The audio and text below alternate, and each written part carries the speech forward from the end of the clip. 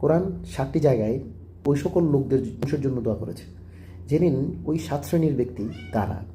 1 নম্বরে কোরআন বলছে ধ্বংস তার যে মানুষের পিছনে অপবাদ রটায়, সূরা হুমাযা আয়াত 1। 2 নম্বরে কোরআন বলছে ধ্বংস তারা যারা আন্দাজে কথা বলে, সূরা আয-যারিয়াত আয়াত 10। 3 নম্বরে কোরআন বলছে ধ্বংস তাদের জন্য যারা আল্লাহর সাথে শিরক করে, সূরা হামিম সাজদা আয়াত 6। 4 নম্বরে কোরআন বলছে ধ্বংস হোক ওই সকল ব্যক্তি যারা আল্লাহর নামে মিথ্যা কথা রটায়, সূরা আম্বিয়া আয়াত 18। 5 নম্বরে কোরআন বলছে ধ্বংস হোক তাদের যারা মানুষকে শুধু শুধু সামনাসামনি অপমান করে, সূরা হুমাযা আয়াত 1।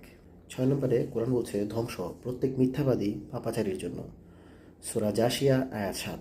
7 নম্বরে কোরআন বলছে ধ্বংস তাদের জন্য যারা ওজনে কম দেয়, সূরা মুতাফফিফিন আয়াত 1।